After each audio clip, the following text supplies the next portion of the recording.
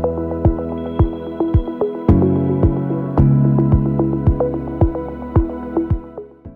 साथियों को जोहार। एक तो सबसे पहले बहुत खुशी है कि हम लोग आज इस सेशन में हैं और झारखंड के बारे में डिस्कस करने की कोशिश कर रहे हैं। झारखंड के साथ अजीब विरोधाभास है। जो फॉर्मल इंस्टीट्यूशंस हैं उनको आने में बहुत देरी हुई, लेकिन जो ट्रेडिशनल हमारी ग्राम सभाएं हैं बहुत सशक्त है। और कभी कभी ये जो सशक्त है और वाइब्रेंट है,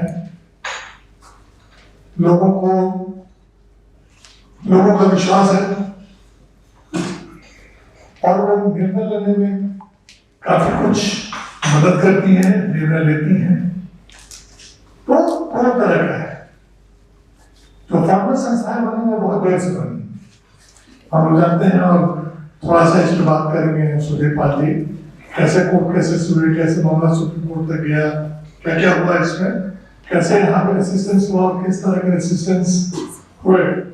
क्योंकि पूरा वर्ल्ड कहता है कि हम लोग सामुदायिकता पर विश्वास करते हैं, सर्वानुमति पर विश्वास करते हैं, इसलिए हम लोग इलेक्शंस में नहीं जाएंगे। Elections are not a part, elections हमारे हिस्से नहीं है।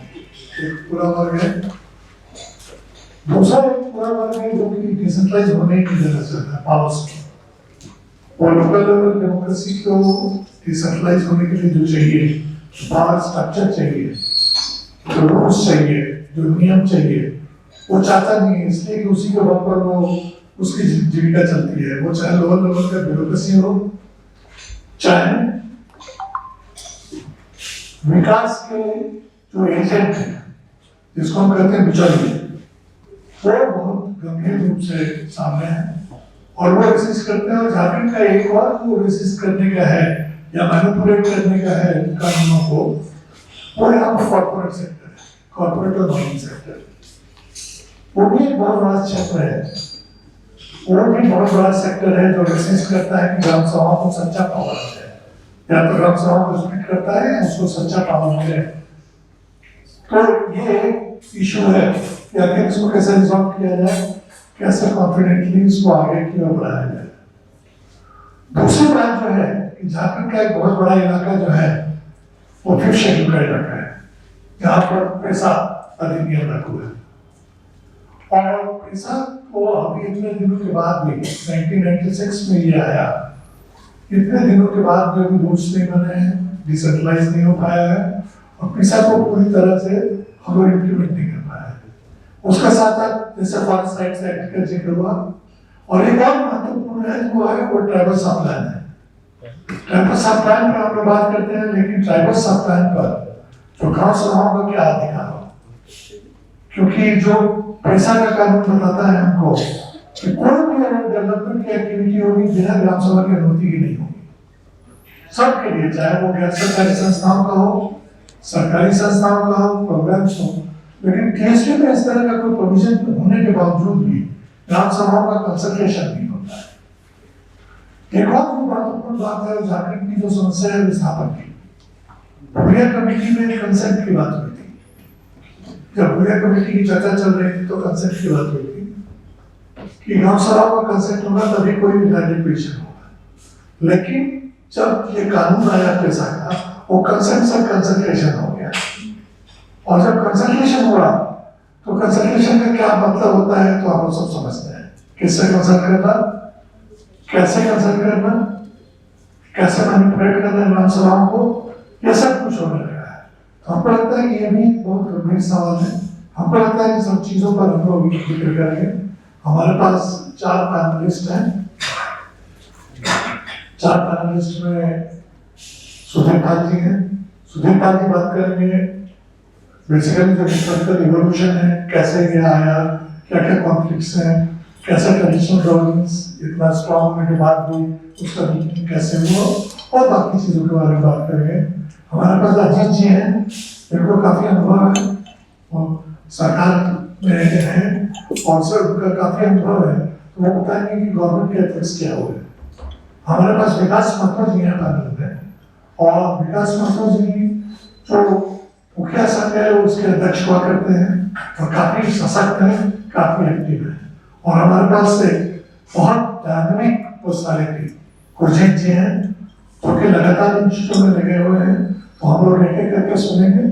हम लोग प्लान कर रहे हैं कि 11 बजे तक ये सेशन खत्म हो, 11 बजे तक ये पैनल की बातचीत हो और उसके बाद करीब आधा घंटा हमारे जो एक ना होके हमारे जो पार्टिसिपेंट आए हैं, जो हमारे इस कार्यक्रम में लोग हैं, वो बातचीत करें, ऑब्जर्वेशन में अपना सुझाव दें कि कैसे हम आगे की ओर चल सके। तो हम लोग यहीं से शुरुआत करेंगे, बहुत ज़्यादा वक्त नहीं लेते हुए। हम सुधीर जी को रिक्वेस्ट करेंगे कि वो अपनी बात करें। धन्यवाद। धन्यवाद सर। सबको जोहार और गुड मॉर्निंग। मुझे लगता है कि एक ऐतिहासिक पल है इस पर बात करने का कि 30 साल के बाद हम कहाँ हैं।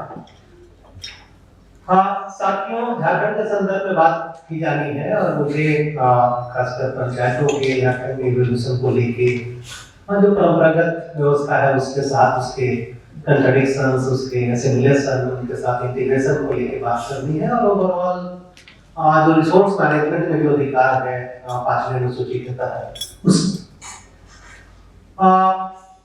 मुझे लग रहा है कि देश में एकमात्र प्रदेश झारखंड है जो 73rd अमेंडमेंट और पेशा के स्पिरिट को धरातल पर लाने का सबसे बढ़िया जगह अगर कहीं है तो झारखंड है।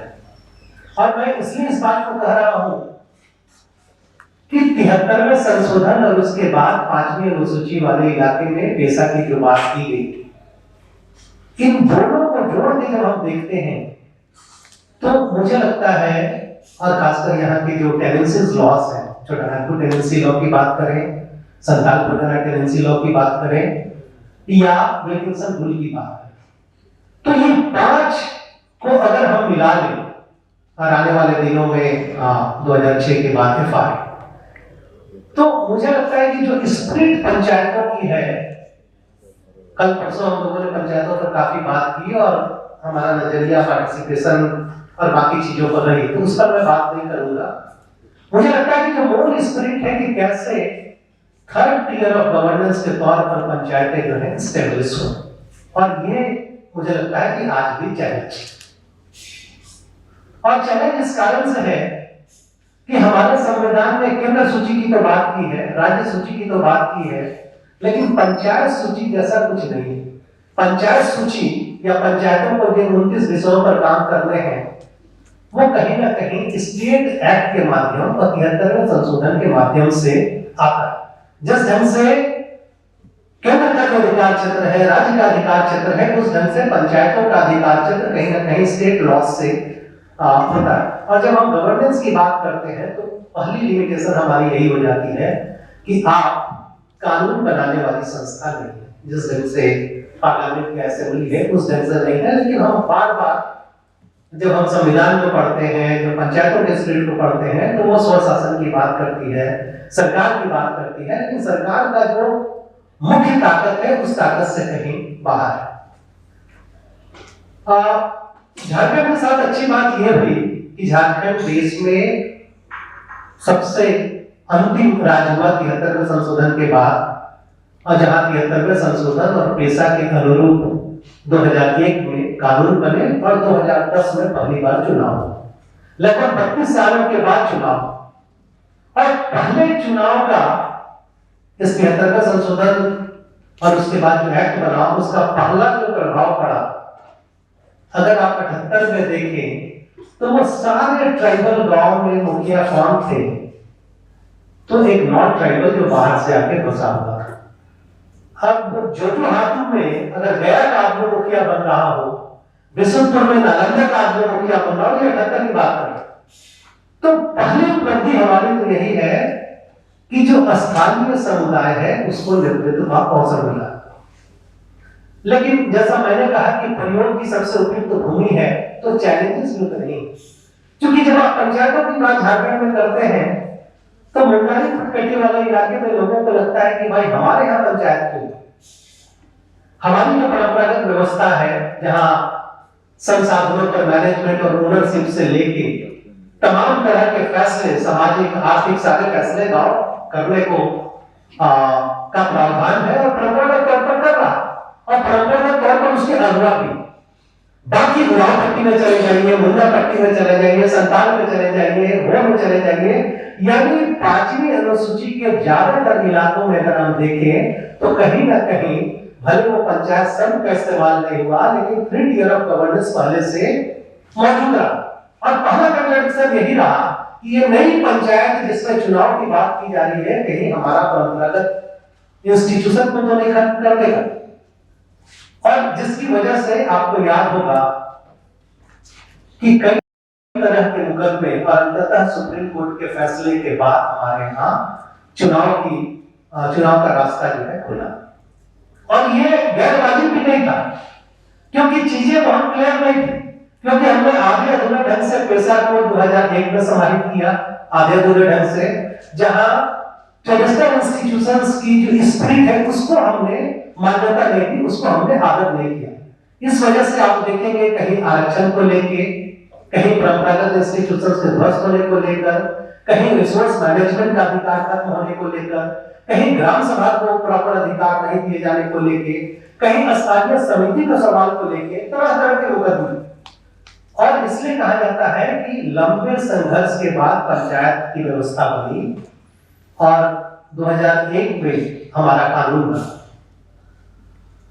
मुझे लगता है कि जब हम पंचायतों की यहाँ बात करते हैं तो कानून में भी ये व्यवस्था की गई है कि शेड्यूल एरिया में ग्राम सभा को थोड़ा विशेष अधिकार, मूलतः 3 तरह के अधिकार की बात की गई है पेशा वाले इलाकों के ग्राम सभाओं को। और ओवरऑल ग्राम सभा एज ए इंस्टीट्यूशन हम देखें तो कहीं ना कहीं पंचायतों को अकाउंटेबल बनाना या पंचायतों को ग्राम सभा के प्रति उत्तरदायी बनाने का प्रावधान इस एक्ट में किया है। हमारा चैलेंज ये है कि जो 73वें संशोधन या पेशा की जब हम बात करते हैं तो हमको साफ साफ दिखता है कि हमारी जो ग्राम सभा है उसका दर्जा विधायिका का है, हमारी जो पंचायतें हैं उसकी दर्जा कार्यपालिका का है। और आपको याद होगा सन 2000 में हमने पूरा ग्राम सभा का वर्ष मनाया, पूरे देश भर में देश में मनाया गया। और उस समय मुख्यमंत्रियों की बैठक में यह फैसला हुआ कि राज्य सरकारें ग्राम सभा को विधायिका का दर्जा देंगी, यानी ग्राम सभाएं फैसले करेंगी, ग्राम सभाओं के प्रति पंचायतें अकाउंटेबल होंगी, जिस तरह से विधानसभा के प्रति सरकार होती है या पर्यावरण के प्रति केंद्र सरकार होती है। तो मुझे लगता है कि हम इसको 3rd टियर ऑफ गवर्नेंस तो कहते हैं और 29 विभाग भी हमने सौंप रखा है 73वें संशोधन में, लेकिन इसका ट्रीटमेंट हम डिपार्टमेंट की तरह करते हैं। इसका ट्रीटमेंट हम डिपार्टमेंट की तरह करते हैं और असल संकट हमारा यही है, क्योंकि पंचायतों का गवर्नेंस एक एस्पेक्ट है और उसके साथ साथ चाहे महिला कल्याण विभाग के साथ, चाहे एग्रीकल्चर के साथ, हॉर्टिकल्चर के साथ, फॉरेस्ट के साथ या दूसरे विभागों के साथ जो समन्वय होना, दूसरे विभागों के कार्यों का जो हस्तांतरण होना, दूसरे विभागों के कार्मिकों का जो हस्तांतरण होना है, दूसरे विभाग के फंड का जो हस्तांतरण होना है, ये तमाम चीजों में कहीं ना कहीं लीगल अमेंडमेंट की जरूरत है, क्योंकि ऑलरेडी कहीं ना कहीं ये सारे विभाग किसी नियम कानून के तहत बंधे हैं। तो जो सबसे बड़ा काम, और मुझे लगता है देश में किसी राज्य ने ये काम नहीं किया है, उन्होंने पंचायतों को एक विभाग के तौर पर ही देखा। और मुझे लगता है सबसे बड़ी गलती यही है कि पंचायतों को जब आप सरकार के तौर पर देखते हैं तो कहीं ना कहीं उन विषयों को सौंपने पर आपको बात करनी चाहिए। हम जब विषय सौंपते भी हैं, झारखंड में कई विभागों के काम पंचायतों को सौंपे गए हैं, लेकिन वो आधे अधूरे ढंग से। पंचायतों को जिम्मेवारी आप खुद देते हैं, लेकिन अधिकार, निर्णय, स्वतंत्रता, स्वच्छता ये हम नहीं दे पाते। तो ये पूरे स्ट्रगल के परिप्रेक्ष्य में अगर हम देखें तो 3 टर्म का जो हमारा पंचायत व्यवस्था झारखंड में हमारी जो बनी है, तमाम कमियों के बाद भी मुझे लगता है कि कुछ मामलों में हमारी उपलब्धि जरूर है कि लगभग 56% महिलाएं पहली बार, दूसरी बार, तीसरी बार नेतृत्व का अवसर उनको मिला। दूसरा कि जो कमजोर तबके के लोग हैं, जो कि सिंगल पोस्ट होते हुए भी अध्यक्ष के पद 5th शेड्यूल इलाके में सभी अध्यक्ष के पद जो है आदिवासियों के लिए रिजर्व। तो मुझे लग रहा है कि 78 में जो हम लोग देख रहे थे कि बिशुनपुर 90% ट्राइबल पॉपुलेशन और नालंदा का आपने मुखिया, जो हाथू 95% ट्राइबल पॉपुलेशन और गया का आपने मुखिया, ये पहले इस चुनाव से भ्रष्ट हुआ। और मुझे लगता है कि ये एक बड़ी उपलब्धि है कि हम स्थानीय और देशज लोगों के हाथों में ताकत। दूसरा जो महत्वपूर्ण चीज है, तमाम कमियों के बाद भी अच्छी बात यह है कि 5वें अनुसूची वाले इलाकों में लोग ग्राम सभाओं के अधिकार को लेकर हस्तक्षेप कर रहे हैं और कहीं इसके सकारात्मक परिणाम भी आ रहे हैं, कहीं स्ट्रगल भी है और कहीं रिप्रेशन भी। लेकिन उसके बावजूद अच्छी बात यह है कि ग्राम सभा को जो पेशा के तहत अधिकार दिए गए हैं, ग्राम सभा को जो परंपरागत अधिकार है, उन अधिकारों को प्रयोग की जा रही है। ये अच्छी बात है। निश्चित तौर पर कई जगहों पर सकारात्मक असर देखने को मिला और कई जगहों पर इसके नकारात्मक असर भी देखने को मिले। और इसके साथ मैं जोड़ना चाहूंगा कि 2001 में हमारा कानून बना और कानून बनाने में शायद हमारा अनुभव कम था और या झारखंड की भूमि को हम बढ़िया ढंग से नहीं समझ पाए थे, जिसकी वजह से ये कानून कहीं ना कहीं यहाँ की सामाजिक सांस्कृतिक पृष्ठभूमि से थोड़ा कटा हुआ महसूस होगा। और 23 सालों के बाद मुझे लगता है कि कानून के कई ऐसे प्रावधान हैं जो ब्यूरोक्रेसी को काफी ज्यादा ताकत देती है। तो जब कई इशू पर हम बात करेंगे और कई कानूनों को पेशा के कंसोलेंस में बदलने की जरूरत है, जो काम हमारे यहाँ नहीं हुआ। और सर ने ठीक ही कहा कि पेशा का रूल्स ही हम नहीं बना पाए हैं। पेशा को लेकर भी अलग अलग समूह हैं जिनकी अलग अलग धारणाएं हैं। उसको लेके एक सामंजस्य या समझ बनाने की मुझे लगता है कि सामूहिक कोशिश जब तक हुई है, लेकिन जितना कोशिश होना चाहिए उतनी कोशिश नहीं हुई है और शायद हम समझ बनाने में भी विफल रहे। और यही कारण है कि स्टेट को हमेशा एक अवसर मिलता है कि पेशा को लेकर लोगों में समझ कम है, पेशा को लेके लोगों में ही जिसको कहा जाए अंडरस्टैंडिंग कम है, और इसलिए सरकार इसको आगे बढ़ने नहीं दे पाती। तो ये एक बड़ा काम है जो मुझे लगता है कि करना चाहिए। फिर अभी मैं अपनी बात यहीं समाप्त करूंगा। धन्यवाद।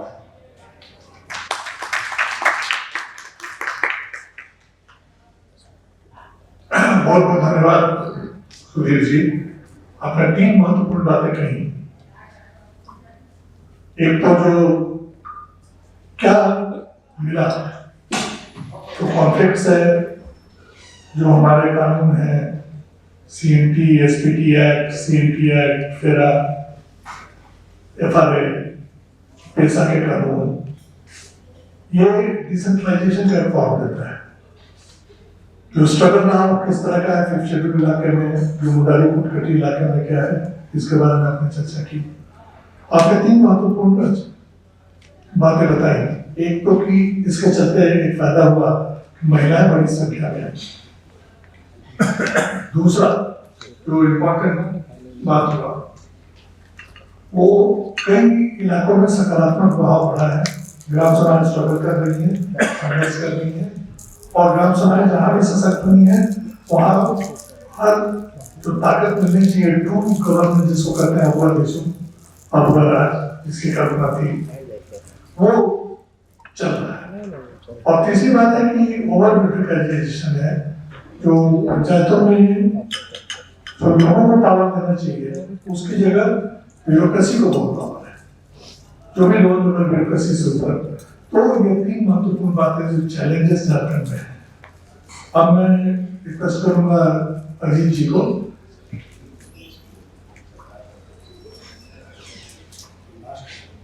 लास्ट का सुना, अच्छा ठीक है। अजीत जी कह रहे हैं कि पक्ष हम सुन ले तो लास्ट में सरकार की तरफ से बात करेंगे, वो सरकार का पक्ष।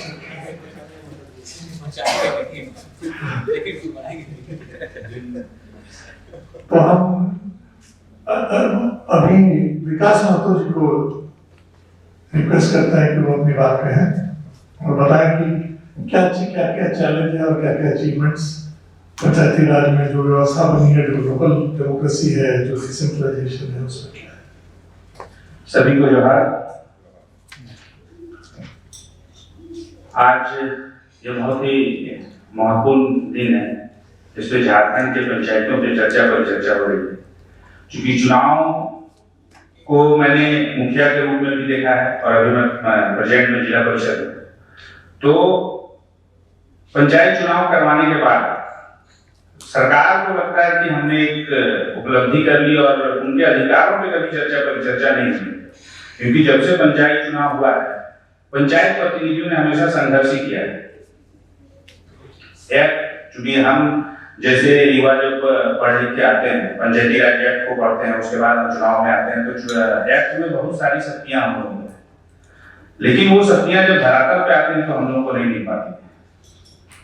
आज पंचायत के मुखिया के रूप में मैं जब कार्य कर रहा था, तो पंचायत के जो सचिव होते हैं उनको पंचायत अधीनस्थ ही आवास लेकर आना चाहिए, लेकिन हमको नहीं लगता है कि किसी भी पंचायत में, पूरे झारखंड में कोई भी पंचायत सचिव पंचायत क्षेत्र में निवास करते हैं। उनका जो उपस्थिति है वो पंचायत स्तर पर होना चाहिए। एक मुखिया जब तक उनकी उपस्थिति नहीं देगा तब तक उनको वेतन नहीं मिलना चाहिए, लेकिन पूरे राज्य में ये नियम कहीं पर लागू नहीं। कार्यकारिणी की बैठक में जितने पदाधिकारी उपस्थित होने चाहिए पंचायत स्तर पे, जितने भी कर्मी, क्योंकि पंचायती राज एक्ट में 14 विभाग 29 विषय को स्पष्ट रूप से हस्तांतरण किया गया है और संकल्प पत्र भी जारी किया गया है सरकार के द्वारा, लेकिन उनका कहीं भी उपयोग नहीं है। हम लोगों ने केंद्र सरकार और राज्य सरकार की कई उपलब्धियों को पंचायतों में ही किया, क्योंकि पंचायत स्तर पे आज स्वच्छ भारत मिशन जो केंद्र सरकार कह रही है, उसको बिना पंचायत प्रतिनिधियों के ये नहीं हो सकता है। पंचायत में मुखिया और जलसहिया के द्वारा स्वच्छ भारत मिशन को हम लोगों ने लागू किया।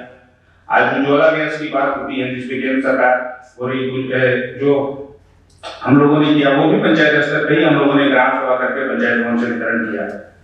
लेकिन कई ऐसी चीजें हैं, जैसे प्रधानमंत्री आवास, पहले हम लोग ग्राम सभा से चयन कर सकते थे, लेकिन प्रधानमंत्री आवास का जब उस समय सर्वे हुआ था, उसके बाद हम लोगों को एक एसएससी डाटा दे दिया जाता है, क्योंकि वो डाटा तो आज से 10 साल पूर्व बना था और उस समय जिनकी स्थिति बहुत दयनीय थी, इस 10 सालों में उनकी स्थिति बहुत अच्छी हो गई।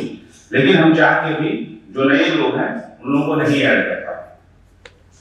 और अभी जो समितियां, चाहे पंचायत स्तर पे हो, चाहे प्रखंड स्तर पे हो, चाहे जिला परिषद के स्तर पे हो, वो क्या कार्य करेंगी ये तक अभी सरकार के द्वारा हम लोगों को नहीं बताया गया है। जो गाइडलाइन है उसमें स्पष्ट, अगर आप किसी को भी लिखिएगा तो पंचायत ग्राम स्तर पे हमारी समितियां हैं, पंचायत स्तर पे समितियां हैं, समाज प्रशासन, स्वास्थ्य समिति, महिला कल्याण और जितनी प्रकार की जो समितियां हैं उस पर हम लोगों को क्या कार्य करना है ये कहीं भी नहीं है। उसी प्रकार झारखंड के साथ एक मतलब ये बोलिए कि पंचायत प्रतिनिधियों का संघर्ष करने का एक हो गया, जब सारा पेमेंट ऑनलाइन सिस्टम कर दिया। क्योंकि झारखंड की स्थिति आज आप सिमडेगा चल जाइए, गुमला चल जाइए, तो वहां से 30 किलोमीटर ब्लॉक है और पंचायत में जब नेट की सुविधा ही नहीं है तो वहां के मुखिया किस प्रकार से भुगतान करेंगे।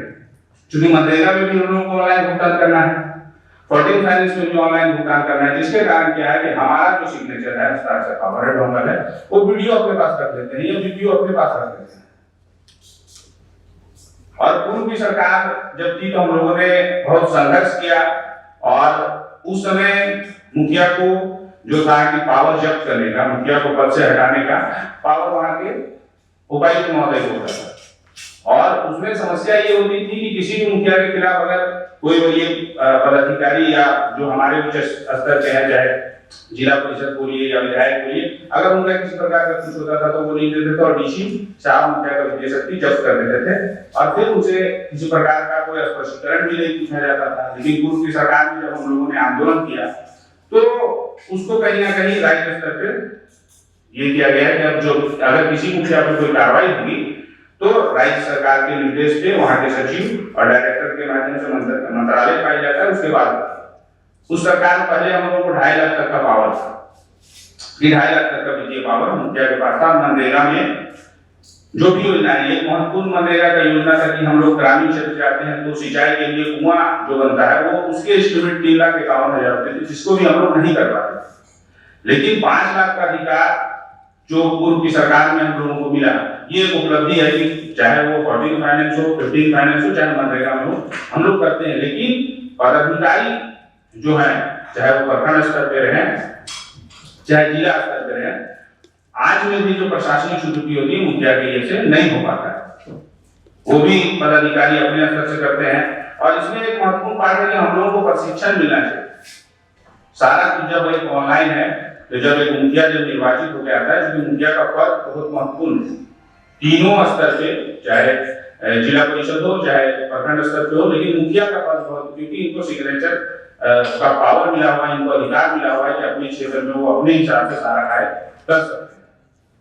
तो उनको एक प्रशिक्षण कम से कम सही होना चाहिए। और चूंकि ऑनलाइन का है तो उनको कंप्यूटर की जानकारी भी होनी चाहिए, क्योंकि सारा जो साइट है हमारा वो कंप्यूटर से है, ऑनलाइन ही होता है। तो उसका प्रशिक्षण कम से कम सभी को समय हो जाए कि मुखिया जी कम से कम अपना ऑनलाइन साइट खोल के देख ले कि हमने जो भुगतान कर रहे हैं, हम किसको भुगतान कर रहे हैं, क्या कर रहे हैं, इसकी जानकारी होनी चाहिए। क्योंकि पहले चेक के माध्यम से होता था, तो सारा चीज ये था, आज के डेट में ऑनलाइन सब कुछ होता है। आज जैसा कि सुधीर सर ने कहा कि उपलब्धि है कि आज महिलाएं अधिकतर चुन के आती हैं। उसका रीजन ये है कि उन पे आरक्षण का असर नहीं पड़ता है। क्योंकि अभी फरमाईपुर में मुखिया था तो वो सीट आज महिला आरक्षित हो गई, तो मैं चुनाव नहीं लड़ पाया। लेकिन हमारी कई दीदी हैं, कई बहनें हैं जो 3-3 टर्म से वो महिला मुखिया का चुनाव जीत रही है, क्योंकि उनका आरक्षण अगर वहाँ अगर आइन भी है, पुरुष भी है, तो उसमें वो चुनाव लड़ पाती है। तो इसके कारण से बढ़ता जा रहा है। आने वाले दिनों में आप देखिएगा कि ये 70% कम से कम महिला सशक्तिकरण पे आपको देखने को मिलेगा। क्योंकि अभी आप अगर, चूंकि मेरा ये है कि स्लाइड ब्लॉक जाइएगा तो उसमें 56 पंचायत है जिसमें 45 महिला मुखिया, और वो कई 2 टर्म, कोई कई 3 टर्म की है। सिल्ली में कई ऐसा पंचायत है जहाँ पे लोगों 3 टर्म से, तो उन्होंने बेहतर काम किया और लोगों इन समस्याओं के बावजूद भी हम लोगों ने बेहतर काम किया है। सरकार को इसमें देखना चाहिए। अभी ये तो एक नारा है कि लोकसभा में विधानसभा सबसे बड़ा ग्राम सभा, लेकिन ये स्लोगन बन के नहीं, इसका काम होना चाहिए क्या है कि लोकसभा जो केंद्र की सरकार है वो भी काम करती है तो हमारी पंचायतों के लिए ही करती है, राज्य की सरकार भी काम करती है तो पंचायतों के लिए ही करती है। लेकिन पंचायत की सरकार को कम से कम आपको अधिकार देना चाहिए, जो सत्ता का विकेंद्रीकरण है वो मिलना चाहिए। और झारखंड के लिए दुर्भाग्य की हमारा तीसरा टर्म है और यहाँ राज्य में आयोग का गठन नहीं किया गया। राज्य सरकार से हम लोगों को 1 रुपए की राशि नहीं मिलती। तो जिसमें भी सरकार को पहल करना चाहिए, सोचना चाहिए कि भाई जो राज्य आयोग का हम गठन करें और पंचायतों को जो इनके हिस्से की राशि है वो मिले। क्योंकि केंद्र जब अभी बीते कुछ दिनों में केंद्र सरकार से राशि नहीं आई थी, तो हम जो पंचायत के जनप्रतिनिधि हैं वो आश्रित हो जाते हैं किस पे काम करें, क्योंकि हमारे पास कोई किसी प्रकार की कोई राशि नहीं है। और चूंकि हमने कहा है कि अभी हमारा ये तीसरा टर्म है, हम लोग देख रहे हैं, अन्य राज्यों से भी हम लोग प्रेरणा ले रहे हैं, सीख रहे हैं। तो जब तक आप सत्ता का विकेंद्रीकरण और पंचायतों को पूरा कर ही नहीं कीजिए तब तक हम लोग कुछ नहीं कर पाएंगे। क्योंकि जितना भी देश में मॉडल पंचायत बना है उन्होंने कुछ ना कुछ अपने तरीके से अलग किया है, तो अलग करने में उनके पदाधिकारियों का भी सहयोग रहा है। हम लोग को विजिट कराने के लिए राजस्थान ले जाया जाता है, या महाराष्ट्र ले जाया जाता है, या केरला ले जाया जाता है। तो जितनी शक्तियां वहां उनको दी गई उतनी शक्तियां अगर यहाँ आप पंचायत के प्रतिनिधियों को देंगे तो फिर जो बाहर अदर राज्य के जो प्रतिनिधि हैं या जो लोग हैं वो झारखंड को भी देखने के लिए आएंगे। झारखंड में जो पंचायतें हैं उनको चल के आप देखिए वहां उन्होंने किस प्रकार से विकास किया। बहुत बहुत धन्यवाद। बहुत बहुत धन्यवाद विकास महतो जी। और ये तो समस्या है, बहुत बड़ी समस्या है, जो पंचायती राज के हमारे इलेक्टेड रिप्रेजेंटेटिव उनको पावर नहीं है। ये पंचायतों की जो बात हम करते हैं अलग अलग लेवल पे, उनको पावर नहीं मिलता है, फाइनेंशियल पावर नहीं है। और जब डिसेंट्रलाइजेशन की बात हो रही थी तो 3 लोग बात करते थे कि फंड फंक्शंस फंक्शनलीज, कि फंड मिले, क्योंकि बिना फंड अगर डिवोल्यूशन नहीं होता है फंड का। स्टेट फाइनेंस कमीशन अभी एक अर्बन लोकल बॉडीज पे रिपोर्ट आई है, बाकी रिपोर्ट्स तो कहीं आई नहीं है। कॉन्स्टिट्यूट होता है रिपोर्ट नहीं आती है। हमको लगता है कि बहुत कम राज्य ऐसे हैं जहाँ पर वित्तीय इस तरह का विकेंद्रीकरण हुआ है, जहाँ पर फाइनेंस कमीशन बना भी है। हम लोग सभी को जानते हैं कि जो सबसे महत्वपूर्ण 73rd और 74th अमेंडमेंट की बातें थी, वो 3 बातें थी। एक तो स्टेट इलेक्शन कमीशन, उसका कॉन्स्टिट्यूशन सो दैट की इलेक्शन एवरी 5 years। दूसरा जो था वो आरक्षण था समाज के कमजोर वर्गों के लिए, जैसे महिलाओं का भी था। विकास जी ने बताया लगभग 70% महिलाएं कई क्षेत्रों में आई हैं और पुरुषों के सीट पर भी आई हैं। और तीसरा जो महत्वपूर्ण था वो स्टेट फाइनेंस कमीशन था। लेकिन स्टेट फाइनेंस कमीशन को पूरे देश में सीरियसली नहीं लिया गया। शायद केरल एक अकेला स्टेट है जिसने रिवोल्यूशन किया, बाकी स्टेट में रिवोल्यूशन हुआ नहीं। अजीत जी अच्छी तरह बताएं। तो ये जो रिवोल्यूशन पावर है, रिवोल्यूशन फंड है, और जो पंचायतों के अंदर काम करने वाले कर्मचारी हैं, जो भी सरकारी कर्मचारी हैं, उनको पंचायतों के अंदर देना ये महत्वपूर्ण है। विकास जी बता रहे थे एक जो सवाल है रिप्रेजेंटेटिव को या मुखिया या जिला परिषद के अध्यक्ष कि वो पावर कौन सा है। अगर वो पावर नहीं है, क्योंकि अगर डीडीसी नहीं आते हैं जिला परिषद के अंदर, डीडीसी को जिला परिषद के अंदर में होना चाहिए, और जब तक वो डीडीसी जिला परिषद के अंदर भी नहीं आएंगे तो क्या होगा, ट्रू डिसेंट्रलाइजेशन होगा ही नहीं। तो इसलिए बहुत जरूरी है, कई राज्यों में है ऐसा जहाँ हुआ है और वहाँ पर काम कर रहा है। तो हमको लगता है कि इसमें बहुत महत्वपूर्ण बातें उन्होंने कही। अब हम रिक्वेस्ट करेंगे गुरजीत जी जो अपनी बात कहेंगे।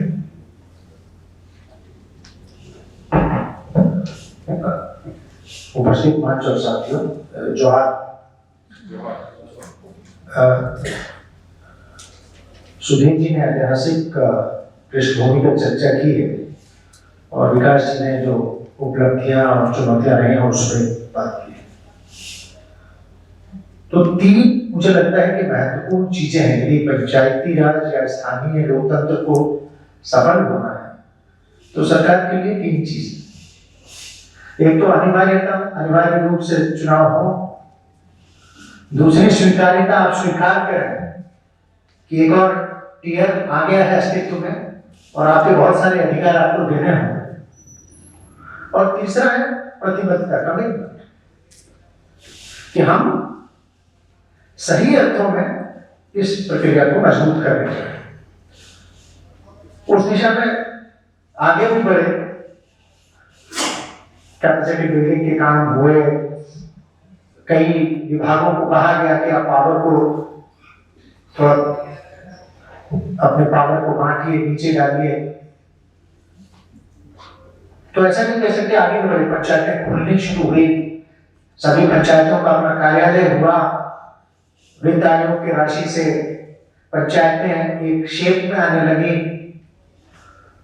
और हमने यह भी देखा कि प्रखंडों में जो भीड़ होती थी ज्यादा लोगों की, वो भीड़ होती भी कम हो गई। 1500 पंचायतों के पहले चरण के 1400 पंचायतों का सोशल ऑडिट हमने किया। जो एक सबसे महत्वपूर्ण बात नजर आई थी कि 2005 से जो नरेगा चल रहा था उसमें हमने 12% फेक काम देखे थे। 100 में 12 ऐसे काम मिले जो हुए ही नहीं और पैसे निकाले। पंचायती राज का जो हमने ऑडिट किया ये सिर्फ 0.1%। तो पंचायतें ज्यादा अकाउंटेबल थी विभागीय काम के मुकाबले, क्योंकि लोग उनसे साथ उनके पास आते। उसकी दूसरी समस्या थी, जहां ज्यादा वोट मिले थे मुखिया जी को, वहां ज्यादा काम हो रहा था, थोड़ा इन्फ्लेटेड आपका एस्टिमेट्स थे। लेकिन हम ये देखेंगे 10-15 सालों में जब आप पंचायतों को बहुत सक्रिय करने की दिशा में बिल्कुल स्टेप वाइज आगे नहीं बढ़ते हैं तो धीरे धीरे उसके प्रति लोगों का विश्वास कम होना शुरू होता है। लोगों की उम्मीदें बहुत थी। एक बड़ी खास बात यह थी कि तमाम तरह के विरोधाभास के बावजूद, और जिसको आप कह रहे हैं कि उग्रवाद की समस्या थी झारखंड में, झारखंड के किसी एक भी बूथ में वोट का बहिष्कार नहीं हुआ पंचायतों के चुनाव में। ये बड़ी उल्लेखनीय बात थी कि वो लोग या चुनाव में भेजे हो गए या उन्होंने कैंडिडेट दिए या किसी को सपोर्ट किया, नो रिकॉर्ड्स। जबकि पंचायत विधानसभा उसमें सुनते हैं तो उम्मीदें इतनी ज्यादा थी और कोई उम्मीद नहीं कर रहा था कि भाई शेड्यूल एरियाज के कॉन्फ्लिक्ट्स और बाकी में ऐसा होता है। लेकिन मुझे लगता है कि एक तो स्टेट फाइनेंस कमीशन का ना आना और पैसा न देना, आप यदि पैसे की बात कर रहे हैं पर कैपिटा 14 फाइनेंस में सर 400 रुपए प्रति व्यक्ति दे रहे हैं, 20 लाख प्रति वर्ष एक पंचायत को झारखंड में एवरेज 400 रुपए। केरल की चर्चा यदि हम करते हैं और उसका डिवोल्यूशन को देखते हैं तो 1600 रुपए पर कैपिटा आप दे रहे एक आदमी को। जिन राज्यों ने डिवोल्यूशन किया भी, 9 जगह स्टेट फाइनेंस कमीशन बना और फंड में, उन राज्यों ने जो प्रपोज भी किया तो वो भी बहुत उदार हृदय से नहीं किया। सिक्किम ने कहा कि सिर्फ 40 रुपए प्रति पर कैपिटा देंगे, 300 रुपए से कम सबने कहा। हाईएस्ट वाज केरल 1350, 21-22 आंकड़ा बोला। तो ये जो मंशा है फंड देने की वो इस तरह से है कि जैसे कई बार बाप अपने बेटे को बोलता है ना, बेटा पेट काट के हम आपको पढ़ा रहे हैं, तो ऐसा लगता है सरकार पेट काट के आपको पैसा दे रही है। मैं ग्रंथ साहब का एक संदर्भ है, उसमें एक श्लोक है, वो दूसरे अर्थों में कहा गया, इसको यहाँ भी उसमें कहते हैं भाई मेरा मुझ में कुछ नहीं, जो कुछ है सो तेरा, तेरा तुझको 100 दे के लगेगा। अरे तेरा ही पैसा तो तुमको दे देगा, इसमें मेरा क्या था। लेकिन ना झारखंड में सरकार ने 2 फैसला किया, ना पैसा देंगे ना पैसा देंगे। बाकी ऐसे कैसे टांटों के जैसे चलाना है चलाइए। डॉक्टर्स का अटेंडेंस कहा कि भाई पंचायत को देंगे, डॉक्टर धरना पर बैठेगा। एक मूर्ख आदमी हमसे मांगेगा अटेंडेंस, नहीं अटेंडेंस मांगने में पढ़ा लिखा होने की क्या जरूरत है। आप नहीं आए अनुपस्थित, इसमें मैं पीएचडी करना है, धरना को भेजो, शिक्षा के धरना को भेजो ना, हम किसी को भी दे देंगे अटेंडेंस, आपको क्या पता कभी नहीं। तो पूरा एक तरह का पूरा जो सिस्टम बना हुआ था जिसको था कि मैनेजेबल या जिसकी कोई अकाउंटेबिलिटी नहीं है, वहां पहुंच जाएंगे। लेकिन पंचायतों के प्रति अपनी पूरी रिजिडिटी। एक और उदाहरण, मैं अपने ब्लॉक का मैं खुद भी पंचायत का चयनित प्रतिनिधि रहा हूं। हमारे यहाँ एक मीटिंग में प्रमुख मैडम गई और डॉक्टर्स ने हमको नहीं बुलाया था, कुछ झगड़ा हुआ, उन्होंने एफआईआर किया प्रमुख के खिलाफ और धारा क्या लगाई, सरकारी काम में बाधा। मैं पंचायत समिति का सदस्य था, वो भी आया, मैंने कहा सरकार कौन है भाई, कल चीफ सेक्रेटरी केस कर सकते हैं कि रघुवर राष्ट्र काम में बाधा करते हैं। अरे आई एम गवर्नमेंट, मैं ही सरकार हूं, अहम ब्रह्मास्मि। आप देखिए तो मानसिकता क्या है, ये नहीं कि पूछा है, इनको भी ले आया है, मतलब क्या है। तो ये जद्दोजहद से पूरा आपको पंचायत का सिस्टम जो है वो लड़ता है। दूसरा है आप फिनांस में आपने दे दिया, मैंने चर्चा की थी, डोगल ही नहीं, डोगल ही नहीं दे रहा। और दूसरा कि यदि आपको आसान, आपको पता है हम लोगों ने एक बहुत बड़ा सभा की, अच्छा आप ध्यान दीजिएगा, हम लोगों ने सभा की तो भाई मुफ्त पंचायत बनाना, तो आ गए सब लोग, तो क्या कर सकते हैं हम लोग इसमें, हमें भाई आप अपने आंगनबाड़ी को देखिए, अरे खिलौना दे दीजिए, मध्याह्न भोजन के लिए बैठने का पट्टी दे दीजिए, इधर काम तो कर सकते हैं। स्कूल में बर्तन नहीं है, मिड डे मील है और फुल डे बड़ा थाली लेके थाली का ये सब दे सकते हैं, क्यों नहीं। अब वो खिलौना कैसे देंगे 14 फिनांस से, वो मामला राज्य देता है, नहीं खेल खिलौना तो मजा है, बोलिए सचिन बोला मुझको तो नहीं पता है कि कोई स्पेशल से खिलौना नहीं खरीद सकता, वीडियो को रखना ना, ऐसा तो कोई आदेश नहीं, खिलौना काम लिखा हुआ। राजी के सचिन ने भी मामला करने खिलौना बना, अरे आसान चीज के लिए तो प्रक्रिया भी आसान होनी चाहिए भाई। मतलब आप 2.5 लाख 3 लाख का सोलर टैंक लगा दीजिए, पानी आए चाहे नहीं आए, तो बहुत नहीं खरीद सकते पंचायत के लिए, बाजार में खरीद के दिखा दे मोदिया, 14 फिनांस से तो नहीं खरीद पाएंगे। हम लोग बहुत अच्छा सिस्टम प्रोक्योरमेंट का वाटर एंड सैनिटेशन में बनाए, 12-12 लाख का टेंडर आप कर सकते हैं, लेकिन बच्चे को खिलौना नहीं दे सकते आप। इतनी जटिल प्रक्रिया, मैंने उसकी समझ पंचायत क्या कर सकते हैं। आज भी चर्चा हो रही है low cost no cost, low cost no cost का काम कीजिए आप। तंबाकू से मुक्ति के लिए और बाल विवाह से मुक्ति के लिए, मजदूरी के लिए मुखिया जी ने कहा कि हम रैली करेंगे और एक पर्चा छपवा। पर्चा छपवाना तो नहीं लिखा। अभी हम लोग के साथी लोग कुछ ट्रेनिंग करे तो वहां ये नहीं बोला नारा आप नहीं लगा सकते, अब वो बोल रहे हैं बजरंग बली की जय। वो कौन क्या चीज है? एक सरकारी संस्थान में नारा लगा उसी तरह पंचायत पर्चा छपा गया। ये तो पॉलिटिकल पार्टी का काम है। अरे भाई बाल मजदूरी के लिए छपवाना है, लो कॉस्ट नो कॉस्ट। 1000 का 10,000 1000 रुपये में छपेगा और प्रचार बार राइटिंग कराना। एक मुखिया बोला ना इसका कहाँ प्रावधान है, इसका क्या एस्टीमेट, इसकी तकनीकी स्वीकृति, क्या स्वीकृति? तो जटिलता है, इसको सहज करने के प्रयास। शुरुआती दिन में तो यही स्थिति थी कि पैसा पंचायत को आपने दे दिया और प्रोक्योरमेंट के रूल हमने 9 महीने के बाद बना। सही, तो वैसा ही हो गया कि गांव में जब आम का सीजन आता है, तूफान आता है, तो एक आदमी ऊपर चढ़ा देते हैं, वो ऊपर जाके हिलाता है और नीचे सब आदमी लोग रहते हैं। तो हम लोग नीचे तो ऊपर चढ़ने से पहले हम लोग बताया ही नहीं कि जमा करके रखना, बाद में नीचे आएंगे तो बांटेंगे किसको क्या ले जाना। ऊपर जाके डाल हिला दिए, 14 का पैसा आ गया, नीचे सब हम लेके चले गए। जब ऊपर वाला नीचे उतरा सरकार पड़ता और ऊपर चल गए, अब तो कुछ नहीं बचा। तो वो जो आपको सशक्तिकरण करना था कि भाई पैसा आएगा, वार्ड के लोग बैठेंगे, एक योजना बनेगी, सारा इधर जाएगा, इधर जाएगा, 4 सबसे गरीब को पता लेकर आप विधवा को था, उसकी चर्चा नहीं हुई। कंपेयर कर दिया आपने, बांटने का कुछ नहीं किया। हमने प्रचार में क्या विकास भाई पूरा नहीं माने, हमने 11 को क्या किया, बोला 11 को मिला, हम लोग अपने मिले तो क्या करोगे, मतलब गरीब को दे नहीं सकोगे। तो पहले हम लोग ठंड से बचे, बाकी तो हम लोग बचे रहेंगे तो जनता को बचाएंगे क्या करेंगे। 11 को बांट के कौन झमेला मांगेगा। सिस्टम्स बाद में, पैसा पहले। तो समस्याएं ये होता धीरे धीरे इसमें काफी सारे rule, water and sanitation department सबसे पहले ये रूल बनाए कि सारी चीजें हम कैसे दे सकते हैं।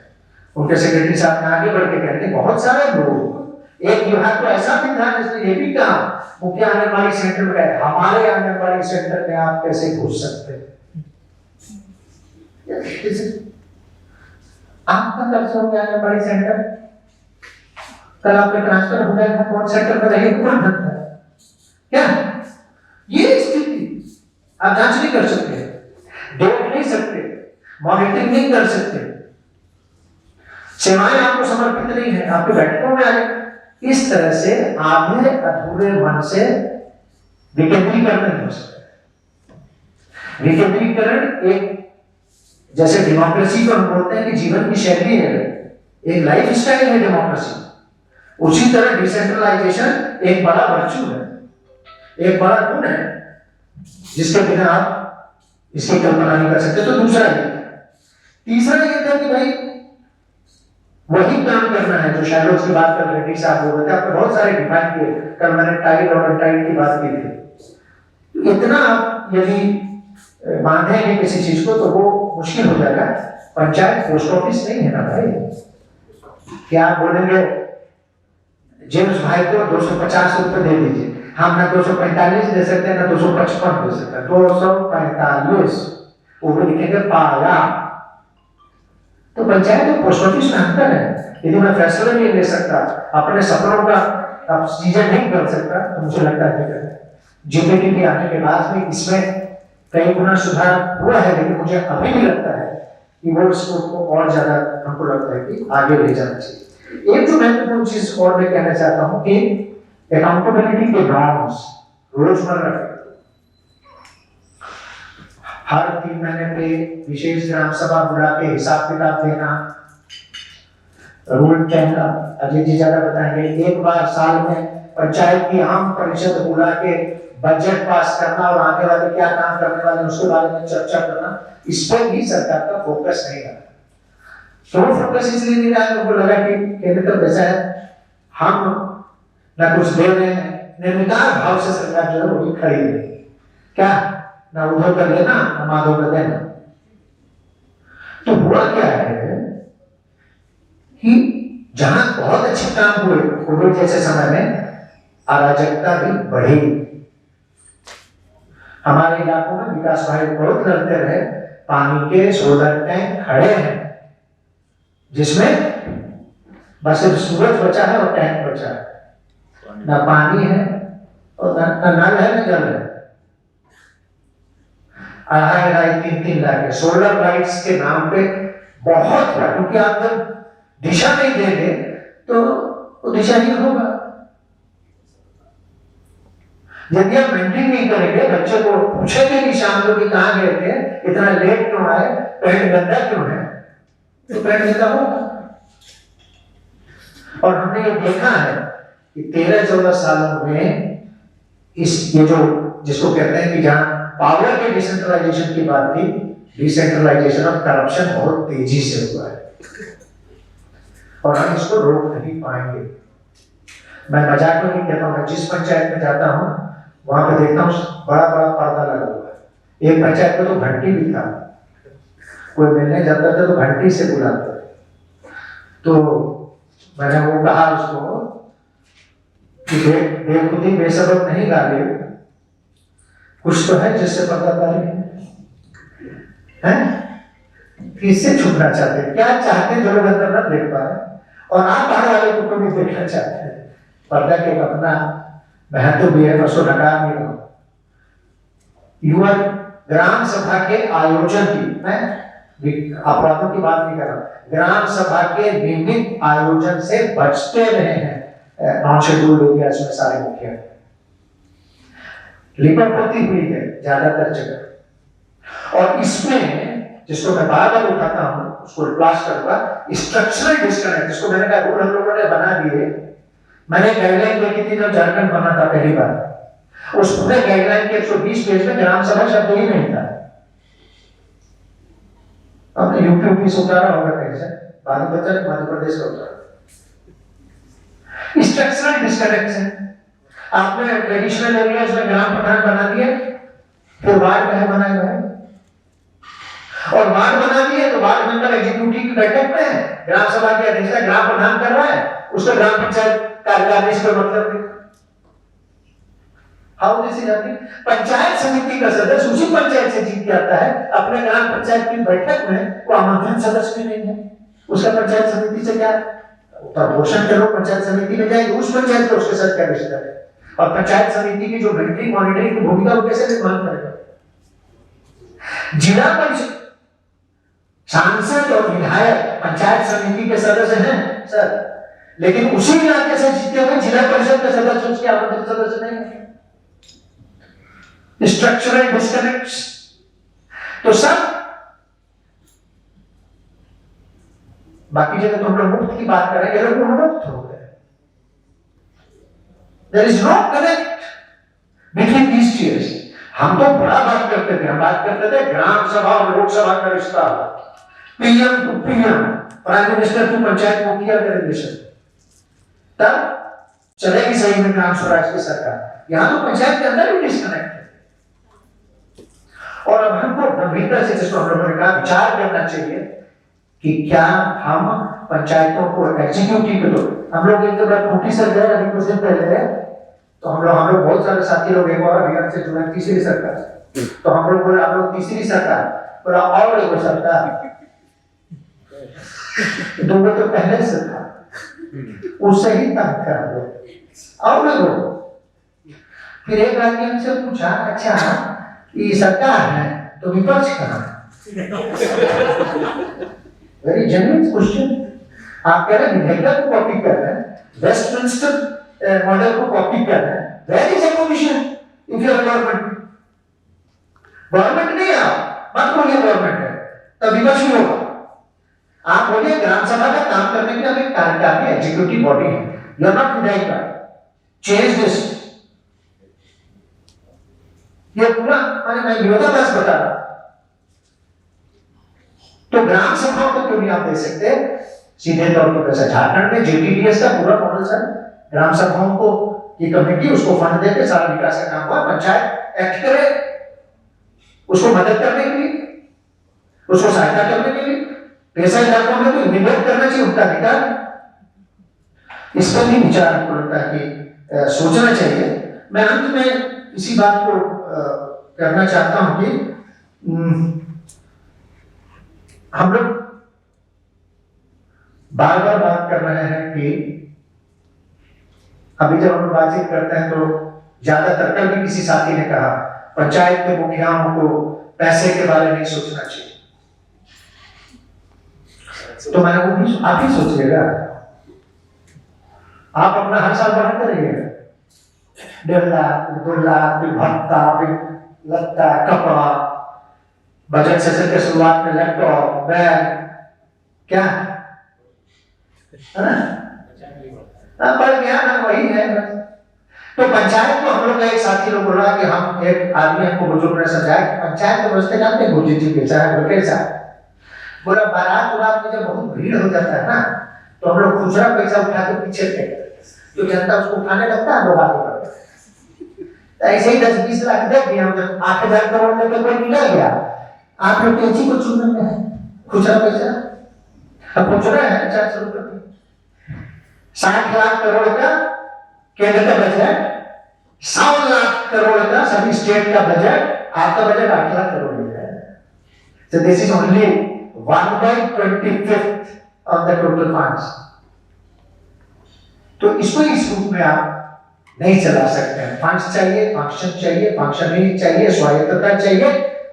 जयप्रकाश नारायण का बहुत फेमस कोट है कि कहीं ऐसा नहीं हो कि आपको एक बच्चा तो पकड़ा दे सरकार, लेकिन वो बच्चा में जान नहीं हो, और मुर्दा बच्चा को ज्यादा दिन तक आप छाती से लगा के नहीं घूम सकते, उससे बहक आएगा। ये निर्जीव सा बच्चा यदि हो जाएगा, उस बच्चे को पोषण चाहिए, उसको व्यवस्थाएं चाहिए, उसको सुविधा चाहिए, सम्मान चाहिए। एक और बड़ा कॉन्ट्रडिक्शन है जिसका आजकल काफी ओन सोर्स रेवेन्यू कहा जाता है कि आप अपना पैसा जमा कीजिए और उससे तनख्वाह लीजिए, आत्मनिर्भर हो जाए। आत्मनिर्भर का क्या मतलब है? उस आत्मनिर्भरता की पहचान क्या है? किससे पहचान लीजिएगा? मेरे गांव में क्या टैक्स लगा देंगे आप नया? क्या लगाना चाहते हैं? पेट्रोल का गाड़ी दे दीजिए पेट्रोल पंचायत को, उसको दीजिए ना, थोड़ा बहुत बालू घाट कर दिया कहीं कहीं पे, तो ओन सोर्स रेवेन्यू का छत्तीसगढ़ में उन्होंने प्रयोग किया, हाउस का टैक्स लगाया। और हमको तो प्रधानमंत्री आवास मिला, हमको तो सरकार आवास दिया, सरकार से टैक्स लीजिए। तो जो हमारे पिछड़े राज्य हैं, जो हमारे अनुसूचित क्षेत्र के राज्य हैं, उसमें क्या पंचायत की व्यवस्थाएं होंगी, उस पर हमको एक बार फिर से हमको लगता है रीथिंक करना चाहिए, सोचना चाहिए, क्योंकि उस ढर्रे के तरीके से काफी समय हो गया है कि हमको नया कुछ नया भी सोचना है, पुराने में जो गलतियां हैं, जो ठहराव है, उससे भी आगे निकलना है, और ये भी सोचना है कि सिर्फ हर साल सिर्फ पदाधिकारियों के प्रशिक्षण से नहीं, मैसिव सिटीजन एजुकेशन और पंचायत डिसेंट्रलाइजेशन करने की जरूरत है, और इंडिविजुअल और इंस्टीट्यूशन से ज्यादा कम्युनिटी सेंट्रिक हमको लगता है ट्रेनिंग की जरूरत हो। यही के बाद समाप्त करते हैं। गुरुजी जी ने बहुत महत्वपूर्ण और गंभीर सवाल उठाया, और ये वास्तविकता है कि जो प्रतिबद्धता नहीं है, हम उसको अभी भी सरकार मानते होते हैं। वो भी एक सरकार है, वो भी डिसीजन ले सकती है, वो भी विधायिका का काम कर सकती है, एक्सिक्यूटिव का काम करती है। उसको डिपेंडेंट हमने बना दिया है, जानबूझ कर डिपेंडेंट बनाया है, क्योंकि जो कमिटमेंट होना चाहिए वो कमिटमेंट है। तो सही बात है कि इस पर फिर से सोचने की जरूरत है, और बहुत गंभीर ढंग से सोचने की जरूरत है। लगातार स्ट्रगल होता रहा ग्राम स्वराज का। अब ग्राम स्वराज के इस आंदोलन में जो पुरानी चीजें हुई है उसका रिव्यू, और आगे हम लोग कहाँ जाना चाहते हैं, वो दोनों बातें सामने आनी चाहिए। ये बहुत महत्वपूर्ण है। अब हम अजीत जी को आग्रह करेंगे कि वो अपनी बात रखें, और सरकार में है इसलिए सरकार की तरफ से कई बातें रखेंगे, और चूंकि साथ में रहे, इसलिए वो भी उसका भी उनको अनुभव है। अजीत जी। मंच पे उपस्थित सभी सम्मानित अतिथिगण, इस सभा कक्ष में उपस्थित सारे पार्टिसिपेंट्स, आप सबको जोहार। 3 प्रतिभागियों ने मिलकर मेरा माइक खींच लिया, तो आप समझ सकते हैं कि सरकार के प्रति कितनी नाराजगी है। मुद्दे की बात हम करें, आरोप प्रत्यारोप तो अपनी जगह है, लेकिन मुझे लगता है कि पंचायती राज व्यवस्था जो झारखंड का है बहुत पुराना नहीं है, मात्र 13 साल उसकी आयु है। और हमें लगता है कि यहाँ की पंचायती राज व्यवस्था है उसने पिछले 13 सालों में काफी प्रगति की है। और अगर आप आसपास के राज्यों से इसकी तुलना करेंगे, ज्यादा नहीं, आप बिहार जाकर देखें और झारखंड के राज्यों की तुलना करेंगे तो आपको अंतर स्पष्ट दिखेगा। इसका बड़ा कारण क्या है? इसका बड़ी वजह हमको लगता है कि मूलतः झारखंड के जो लोग हैं उनको जनतंत्र के प्रति और सामूहिकता के प्रति बहुत जबरदस्त विश्वास है। हमको लगता है इस विश्वास को जगाने की जरूरत है और कहीं ना कहीं पंचायतों को मजबूत करने की जरूरत है। सवाल तो जरूर उठेंगे, उठाए भी जाने चाहिए, लेकिन बिना पंचायतों को मजबूत किए हुए हम एक बेहतर झारखंड का निर्माण नहीं कर सकते। तो आवश्यकता इस बात की है कि पंचायती राज व्यवस्था को कैसे मजबूत किया जाए। सौभाग्य से मुझे पंचायत के साथ लंबा समय तक काम करने का अनुभव रहा है। 25-30 साल मैंने पंचायतों में भी काम किया। मैं 2-3 बातें जो पूर्व के वक्ताओं ने जो सवाल उठाए उसी के संदर्भ में कहना चाहूंगा। अगर हम विकेंद्रीकरण की बात करते हैं तो विकेंद्रीकरण किसका? मुखिया पंचायत के नीचे विकेंद्रीकरण नहीं करना चाहते।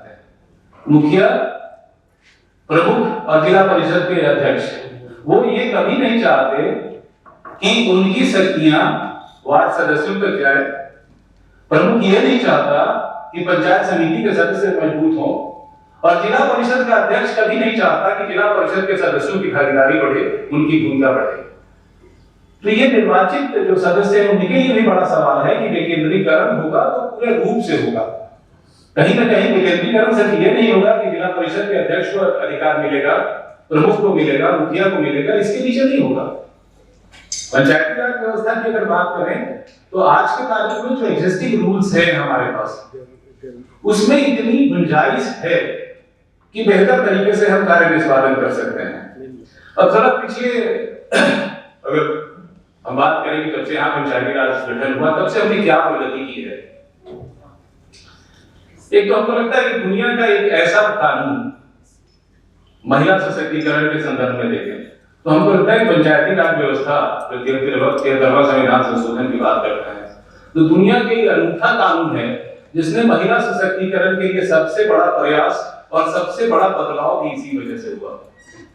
इसके पिछले वाले में अगर आप देखें जो पिछला चुनाव था तो हमारे यहाँ पंचायत में 76% महिलाएं जो थी वो जिला परिषद के अध्यक्ष थी, 52% महिलाएं जो थी वो मुखिया थी और लगभग यही स्थिति प्रमुख की भी थी।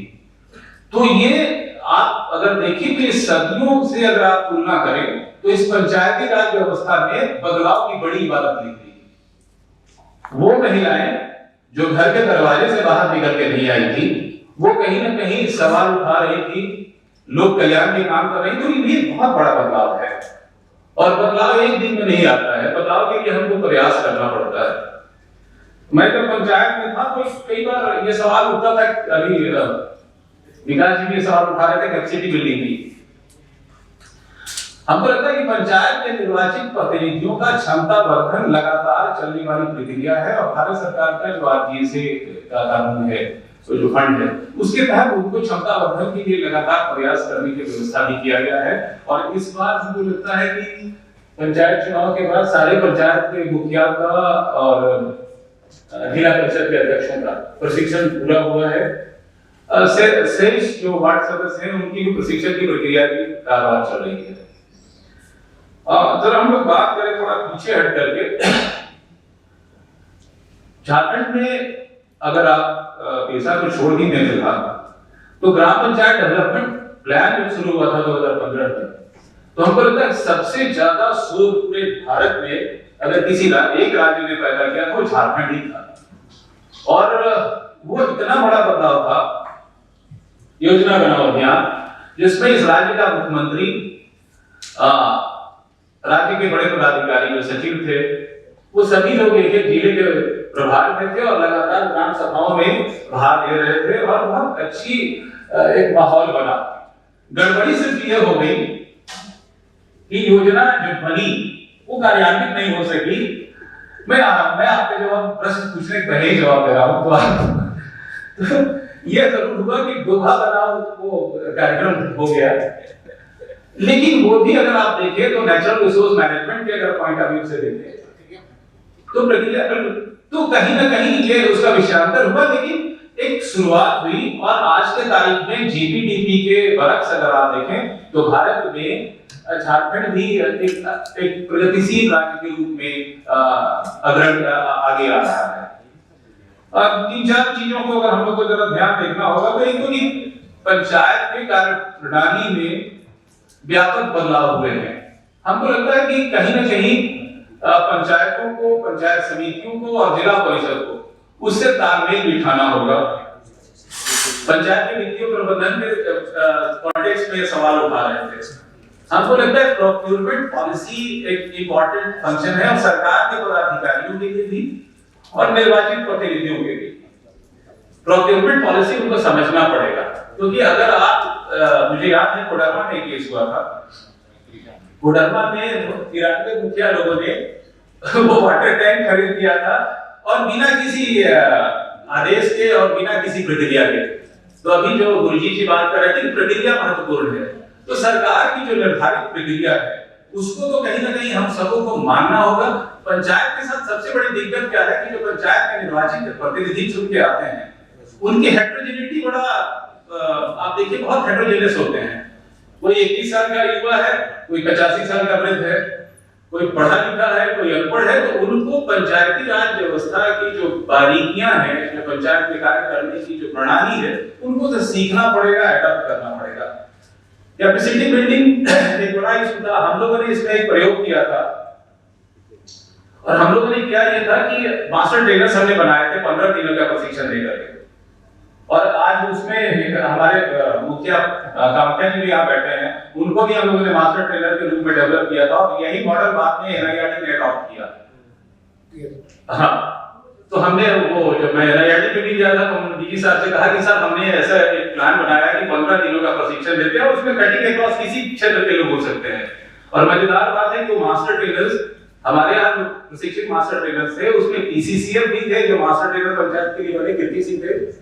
तो इस तरह के बहुत सारे जो मुख्य धारा के लोग थे वो पंचायतों से जुड़े और बड़े बड़े अधिकारी स्टेट बैंक के थे, तो वो बहुत सारे लोग ने जुड़ करके काम किया और उसी का परिणाम है कि आज के तारीख में सारे मुखिया का प्रशिक्षण हुआ और वो सारे मास्टर ट्रेनर आज के तारीख में अलग अलग जो प्रशिक्षण संस्थानों में है उस पे काम कर रहे हैं। पंचायती कार्य प्रणाली को अगर हम देखें, एक टूल है जो हम लोग ट्रेनिंग असेसमेंट में इस्तेमाल करते हैं, ईएमबी मॉडल जिसको हम लोग कहते हैं। उसको अगर हम यहाँ लगा के देखें तो इन्वायरमेंटल इशू ये है कि पंचायतों में बहुत सारे आज के तारीख में रूल्स नहीं है, टूल्स नहीं है, प्रोसीजर्स नहीं है। तो ये हमको इक्विप करना होगा पंचायत के निर्वाचित प्रतिनिधियों का कि वो इसको सीखें कि वो कैसे पंचायत को बेहतर तरीके से संचालित कर सकते हैं। दूसरा बिहेवियर का इशू है, तो पंचायत की जो नेटिग्रिटीज है उसके बारे में भी उनको सीखना पड़ेगा कि पंचायत में कैसे जो विभिन्न समितियां हैं उनको कैसे गठन करना है, उनकी बैठकें कब होंगी, उनको बैठकों की भूमिका क्या है। बेसिकली जितनी समितियां हैं वो अपने अपने संदर्भों में वो मंत्रालय बन रहे हैं, तो पंचायत की जो समितियां हैं वो पंचायत के मंत्रालय की तरह है, उनको पंचायत की कार्यकारिणी को एड एंड एडवाइस करना है। ये एक मिसिंग लिंक है। जिला परिषद के संदर्भ में भी देखें, पंचायत समिति के संदर्भ में भी देखें और ग्राम पंचायत के संदर्भ में भी देखें कि कहीं भी स्टैंडिंग कमेटी फंक्शनल नहीं है। तो ये इसको कहीं ना कहीं फंक्शनल कराना होगा।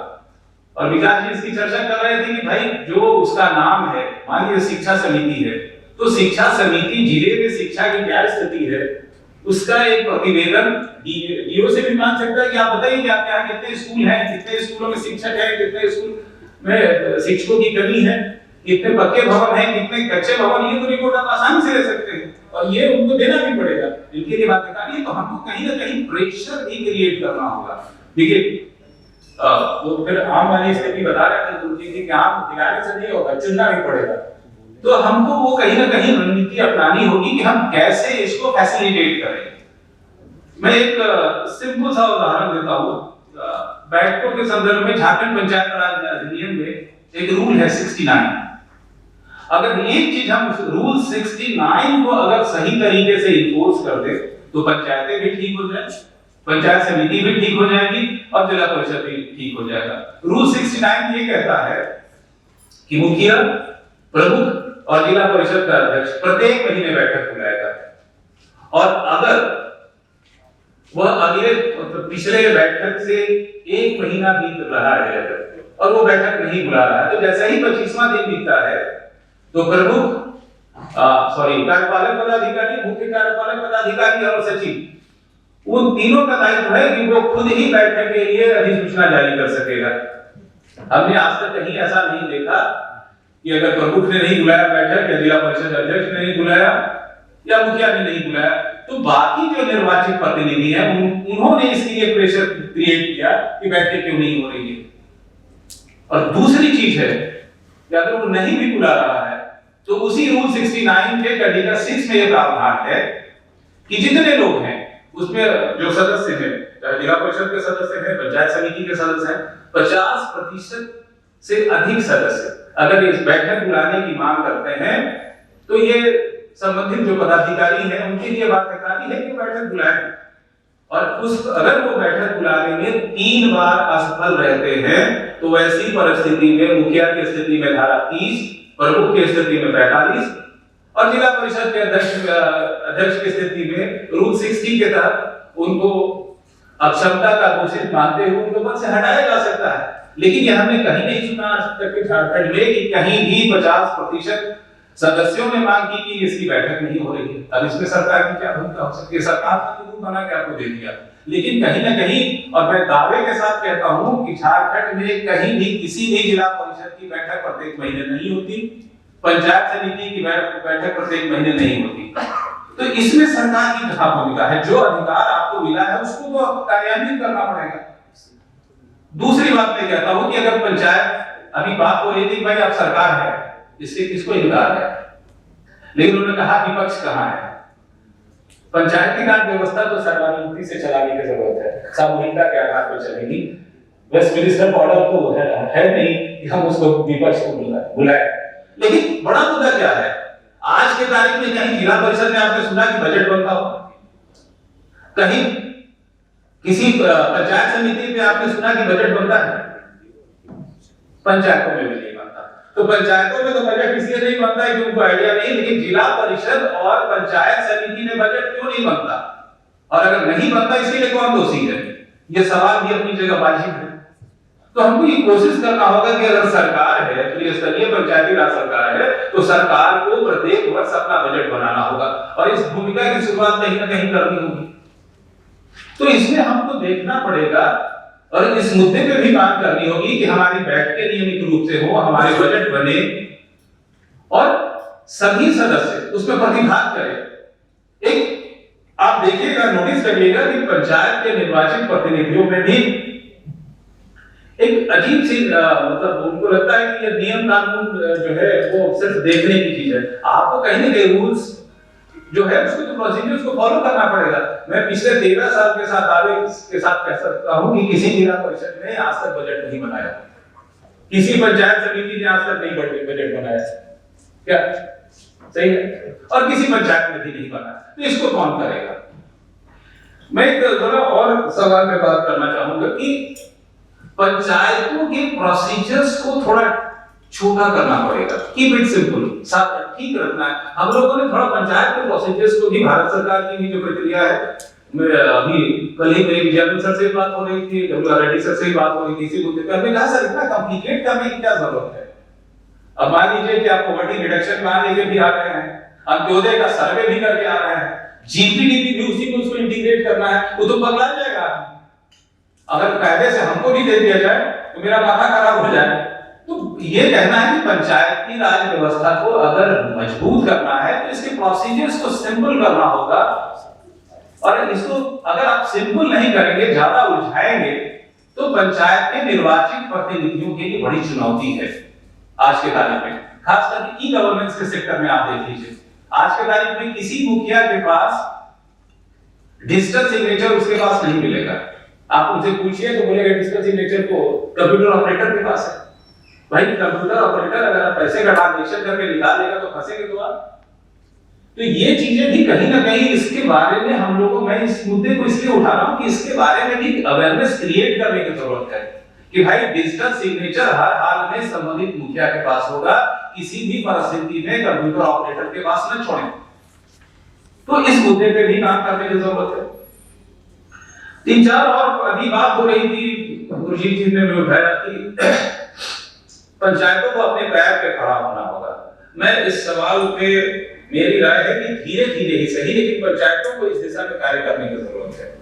मुझे याद है बंदा डाडे मैडम सेक्रेटरी थे तो उन्होंने कमेटी बनाई थी, उसमें मैं भी सदस्य था। उन्होंने कहा कि जरा पिछला जो पड़ोसी राज्य है छत्तीसगढ़, तो जरा आप उसको सर्वे करके आइए। तो हम थे डीडीसी अभी पश्चिमी सिंहभूम थे और एक सदस्य और कोई थे। हम लोग वहां गए, एक बड़ी अच्छी बात हमने नोटिस किया, वो ये था कि आज के तारीख में जो मोबाइल टावर जितने हैं, छत्तीसगढ़ में अगर कहीं मोबाइल टावर लगता है तो उस मोबाइल टावर के लिए उनको लाइसेंस फी 25,000 रुपया, और फिर हर साल 25,000 रुपया उनको रिन्यूअल फीस है। हमको लगता है हमारे राज्य में कम से कम कितना होगा, मुझे तो अनुमान नहीं है अगर आपको, लेकिन हमको लगता है कम से कम 10,000 से कम टावर नहीं होंगे, 10,000 से ज्यादा टावर होंगे। उतना मल्टीप्लाई बाय 25,000 रुपए तो पंचायतों को पैसा आएगा इसमें तो कहीं, और ये पैसा कहीं ना कहीं पंचायत के जो ऑफिस का खर्च है उसके संचालन में काम आ सकता है। तो इस तरह कई छोटी छोटी चीजें हैं जिसको हम लोग कर सकते हैं, करा सकते हैं। कहीं ना कहीं शुरुआत तो करनी होगी, क्योंकि अगर पंचायती राज, हम लोग केरल मॉडल की बात करते हैं, केरल में हमको आप लोग को भी जाने का अवसर मिला, एक मुंडती कोट एक पंचायत है, उसका रेवेन्यू कलेक्शन 18 करोड़ रुपया है। भाई हमारे पंचायत को कम से कम 18,000 तो हो, तो कहीं ना कहीं इस दिशा में भी काम करने की जरूरत है। तो पंचायतों को अगर सशक्त करना है, समर्थ करना है, मजबूत बनाना है, तो हमको ई गवर्नेंस पे भी काम करना होगा। हर साल बजट बने, इस पे काम करना होगा। हर साल उसकी प्रॉपर तरीके से बैठ के हो, इस पे काम करना होगा। और कैपेसिटी बिल्डिंग एंड ट्रेनिंग, इस पे भी काम करना होगा। और इसीलिए हमने प्रयास किया था कि पंचायत के निर्वाचित प्रतिनिधियों को भी मास्टर ट्रेनर्स बनाया जाए। और उस समय करीब करीब हमने लगता है 10 के आसपास मुखिया थे, 3-4 तो कोडरमा से ही थे, उनको हम लोगों ने मास्टर ट्रेनर बनाया।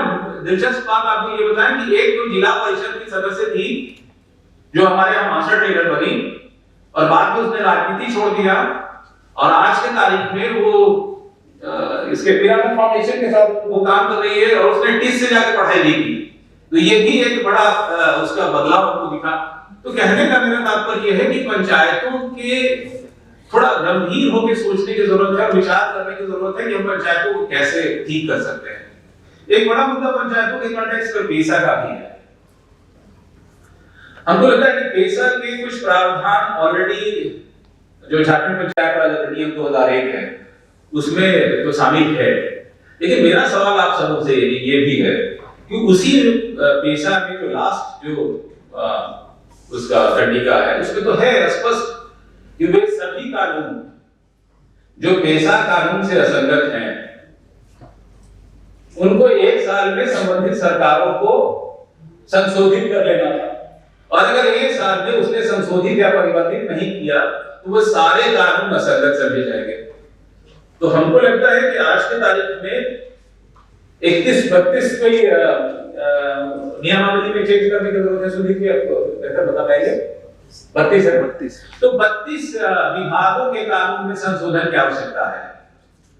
मेरा ये मानना है कि आज के तारीख में बिना संशोधन किए हुए भी पैसा कानून केंद्र का वो सारे जो पुराने कानून असंगत हैं और आज के तारीख में पेशा कानून अपनी जगह लागू है। हमको लगता है कहीं ना कहीं एक पेशा को 2-3 कमियां हैं जिस पर मैं ध्यान दिलाना चाहूंगा आप लोगों को। एक, पेशा के कॉन्टेक्स्ट में पंचायतों का जो गठन है उसको अलग से करने की जरूरत है। पेशा पंचायतें जितनी बनी है, अगर आप ध्यान से देखें कि कई ऐसी पंचायतें हैं जिसका एरिया अगर आप देखें, जैसे मान लीजिए सिमडेगा की बात करें या लातेहार की बात करें या गुमला की बात करें, तो कई ऐसी पंचायतें हैं जिनका एरिया, क्योंकि पंचायतों का गठन 5000 की आबादी में किया गया है।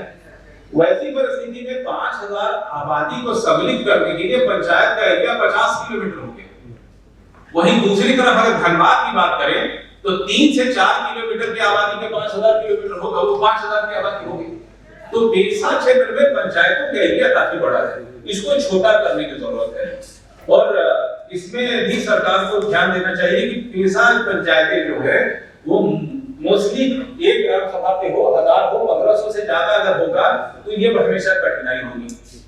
दूसरी बात मैं कहना चाहता हूं, पेशा क्षेत्र में ग्राम सभा की अध्यक्षता का अधिकार जो पारंपरिक प्रधान है उनको है, इनकी भी कैपेसिटी बिल्डिंग एंड ट्रेनिंग पे काम करने की जरूरत है। मुझे याद है 2011 में जब मैं प्रिंसिपल था सीटीआई में, तो पूर्वी सिंहभूम में हमने पूरे पूर्वी सिंहभूम जिले के सारे प्रधानों का प्रशिक्षण कराया था। तो इस प्रक्रिया को भी आगे ले जाने की जरूरत है, क्योंकि हमारे रेडार में कहीं ट्रेडिशनल हेड नहीं है आज के तारीख में। तीसरी बात, जो भारत सरकार का 15 फाइनेंस कमीशन का जो एलोकेशन है, उस एलोकेशन के परसेंटेज में भी चेंज करने की जरूरत है। हमको लगता है उसमें राज्य सरकारों को 10 से 15% का अधिकार है, तो हमको लगता है कि पेशा पंचायतों को ज्यादा राशि उपलब्ध कराने की जरूरत है उस हिसाब से, और राज्य सरकार को इस पे निर्णय लेने की आवश्यकता है। तो ये कई ऐसे मुद्दे हैं जहां इस पे काम करने की जरूरत है। और पंचायत में जो निर्वाचित प्रतिनिधि हैं, इनके लिए हमको लगता है, जो आज मैं तो नहीं जानता हूं, लेकिन अजीत प्रेमजी फाउंडेशन के अगर कोई लोग यहाँ उपस्थित है तो मैं उनसे भी रिक्वेस्ट करूंगा कि आप उनके लिए कुछ डिजिटल ट्रेनिंग की व्यवस्था कराएं, ताकि हम लोग मास लेवल पे उनको रीच आउट कर सकें। और ये लगातार आपको चलता रहना चाहिए हर सप्ताह। तो कोई भी अगर इलेक्टेड रिप्रेजेंटेटिव इंटरेस्टेड है तो उस डिजिटल ट्रेनिंग में कनेक्ट हो। और कई बार हो कि आप अगर उनका कुछ डिमांड है, कोई स्पेसिफिक सब्जेक्ट पे चाहते हैं, तो उस पे भी आप ट्रेनिंग कराएं। और अगर इसमें किसी तरह के सहयोग की जरूरत है तो हम लोग हैं, उपस्थित हैं, आपकी मदद करेंगे। तो इस तरह की चीजें डायरेक्टर एक्सरसाइजेस भी है, तो हम ये चाहेंगे कि आप उनके लिए छोटे-छोटे कैप्सूल में 5-10 मिनट के हम उनके लिए डिजिटल कुछ फिल्म बनाएं, मॉड्यूल्स बनाएं, और उसको ज्यादा से ज्यादा मास लेवल पे हम उसको डिस्ट्रीब्यूट करा सकें। तो ये उनके लिए अच्छा काम होगा, क्योंकि कई बार क्या होता है कि प्रशिक्षण अगर आप 5 दिन के लिए कर देते हैं तो कई निर्वाचित प्रतिनिधि 5 दिन के लिए आना नहीं चाहते, उनको 3 दिन है, 2 ही दिन में उनको छुट्टी चाहिए। तो वैसी परिस्थिति में प्रशिक्षण की गंभीरता भी कहीं कहीं मिस आउट होती है। तो उनको हम अगर दूसरा अल्टरनेटिव है प्रशिक्षण का, उसको भी तलाशने की जरूरत है। और अंत में मैं ये कहना चाहूंगा कि झारखंड की पंचायतें जो है मुझे बहुत उम्मीद दिलाती है। और हमको लगता है इस देश को अगर विकसित होना है, व्यवस्थित होना है, तो हमको कहीं ना कहीं लोकल गवर्नेंस को मजबूत करने के अलावा दूसरा कोई विकल्प नहीं है। क्योंकि इस देश में जितनी भाषाई विविधता है, जिस तरह का मौसम है, जिस तरह का भौगोलिक क्षेत्रफल है, उसमें पंचायत ही पहला और अंतिम विकल्प है। वेस्टमिनिस्टर मॉडल के साथ इसका कोई बहुत जुड़ाव नहीं है। और जैसा अभी जिक्र कर रहे थे गुरुजी जी ने कहा कि भाई यहाँ भी भ्रष्टाचार का डिसेंट्रलाइजेशन हो गया है। तो त्रिस्तरीय पंचायती राज व्यवस्था के पहले अगर अब लोकसभा, विधानसभा और राज्यसभा के सारे सदस्यों का इकट्ठा गणना करें तो कोई 5380 प्रतिनिधि हुआ करते थे। तो ये 5380 लोगों का ही वो वर्चस्व था और फाइनेंशियल रिसोर्सेज पे नियंत्रण था। आज की तारीख में तो कम से कम 32 लाख लोगों का उस पे नियंत्रण है। तो अगर बदलाव इस माध्यम से भी हो रहा है तो बुरी बात नहीं है। तो कंक्लूड करते हुए मैं ये कहूंगा कि आज की तारीख में झारखंड में बहुत सारी चीजें पॉजिटिव हैं, उस पर हमको काम करने की जरूरत है। और हर व्यक्ति जो है जहां है जिस रूप में कंट्रीब्यूट करे उसको करना चाहिए। और इसमें कहीं किसी लेवल पे अगर हमारी भी जरूरत है या सारे लोग इस पैनल पे बैठे हैं उनकी आवश्यकता जरूरत है, तो हम लोग खुले हाथ से इसके लिए तैयार हैं कि झारखंड को पंचायत को कैसे सशक्त किया जाए, सबल किया जाए, मजबूत किया जाए। और इसी के साथ आप सबों का बहुत बहुत धन्यवाद, आपने मुझे थैंक यू।